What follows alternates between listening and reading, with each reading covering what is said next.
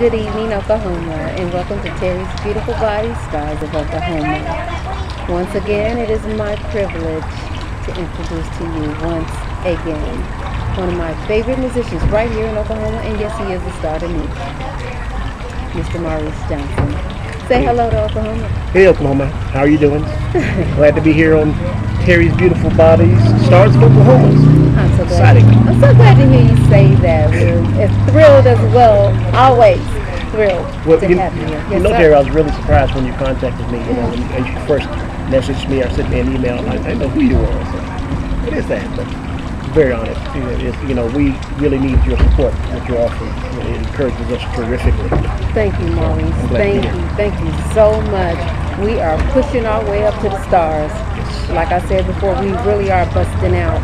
And we want the world to know it. Not just right here in Oklahoma, but all over. Yeah. And we're going to make it happen. Right here, right now. And I believe you will. Yes, sir. Yes, sir. Okay, Maurice, please let everyone know. Maurice plays the guitar.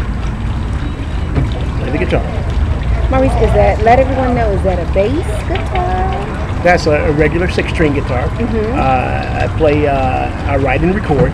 But I'm a guitarist, not a bass guitar player. And plus, I produce. I'm currently working on my next CD titled Peace, Love, and Jazz. Peace, Love, and Jazz. I love that. Now, isn't that like a motto of yours? That's I kind of adapted that as my personal mantra, Peace, Love, and Jazz. So on Facebook, you'll find me at Maurice Johnson on Facebook. And I'll post of other places. But typically on Facebook, I'll post something kind of inspirational, so forth and so on. And I'll usually tag it as a quote, MJ, Peace, Love, and Jazz. So kind of a suggestive little mantra there because it kind of segues into my upcoming CD. So kind of keep that on people's mind. Great. So now they know where to find you. Oh yeah, you can find me. You can find me there, Facebook, Twitter, MauriceJohnson.com, and soon to come MauriceJohnsonMusic.com, or just Google me. Easy enough, right? Yes. Something about that Googling, right? Something about Googling. Maurice, now, you've mentioned to me once before about building the guitar. Yeah. Explain that a little bit to Oklahoma. Wow. This was, I'd have to say, in the early to mid 90s, myself and Mr. James W. Dale started around 1991. This was shortly after, actually before it took place. I had a band during the day in Oklahoma City titled After 5. We broke up in 93. Yes. But during that particular time period, I met a gentleman by the name of James W. Dale, who happens to be a luthier. A luthier is a guitar builder. Right. And when I met Jim, he was doing it for the very first time. He was just carving out an instrument. But there was a mutual friend that we had met that knew the band, and we were rehearsing. He would always tell me, he says, Maurice, I've got a friend who's building the guitar. I want you to meet him. I said, yeah. And I just kind of blew it off because I thought it was some guy just building some little old Strat-looking thing, and I just wasn't interested. Right. So one day my wife dropped me off at rehearsal, and he said, Maurice, I'll take you home if you let me take you by Jim's and introduce you. I said, okay, good deal. So after the rehearsal, we went to Jim's. He introduced me, and I saw this guitar laying sitting over the corner against the wall. Right. Very nice looking jazz box, big archtop guitar. It was raw wood.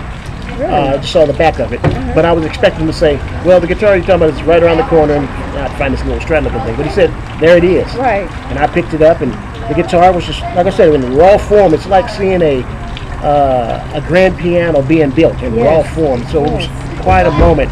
And on top of that, on the headstock, where your tuning pegs are, there was no name or anything. I think he had a piece of paper, and he had a concept of the name Delico, which meant Dell Company. Okay. Me being a graphic artist and a marketing guy, I love marketing. I immediately attached to Jim, and I say, hey, man, give me the opportunity, let me design a logo for you. So I did that, and next thing you know, I'm hanging around him about every day.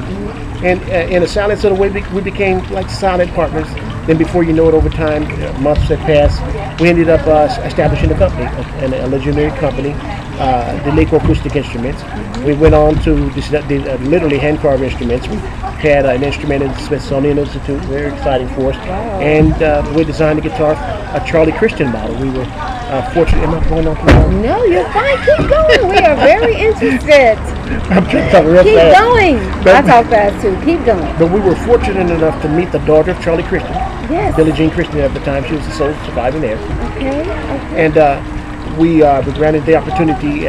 We approached her about building an instrument in honor of her father. And we asked her, had any guitar companies ever approached you? And she said no. And we were surprised because Charlie was considered the father of the electric guitar.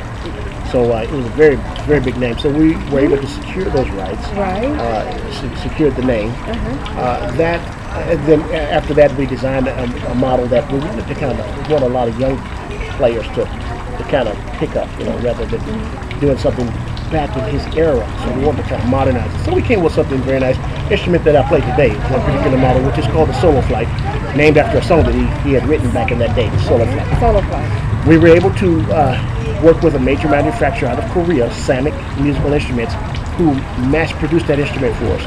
So that was in production for about 2.5 years. And they built about 5 models for us. It was very cool. And then after that, we did a deal with Gibson for a moment. And that's that story. So it's been exciting. Wow, that is an exciting story. Yeah, I have to say it. That's very exciting. Now, if you didn't know, now you know. That's historical. It is. It is. It really is, Maurice. Thank you for sharing that with us. Well, thanks for asking. Oh my goodness. How long have you been playing music? I've been playing guitar for about 35 years now. 35 years. So in my age, yes.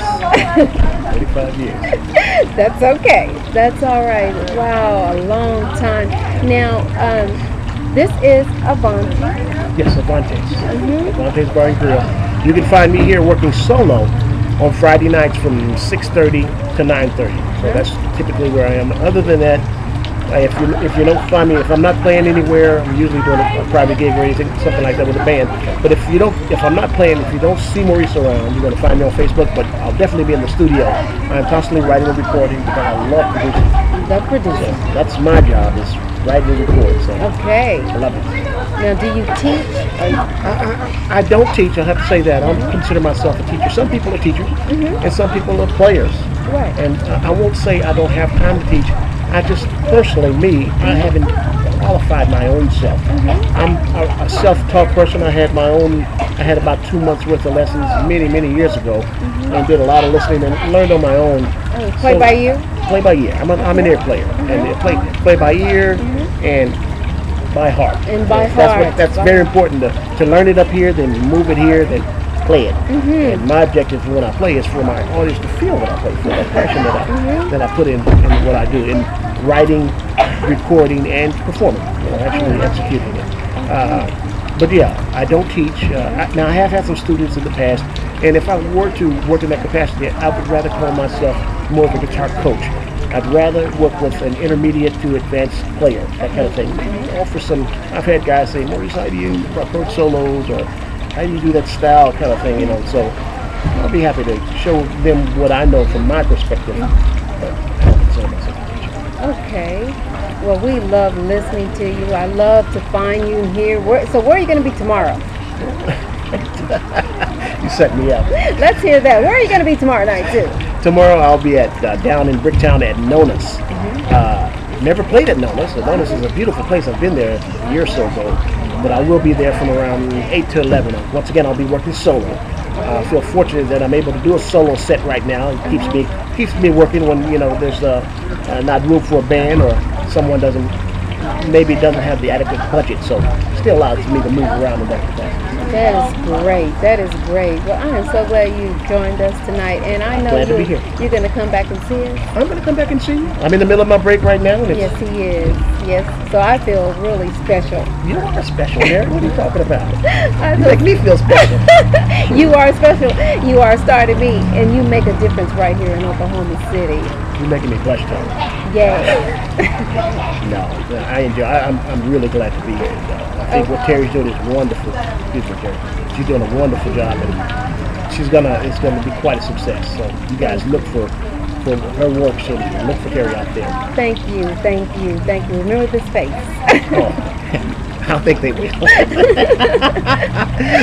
All right then. And the next time we are going to share some music in, so that way you'll be able to see and hear him play.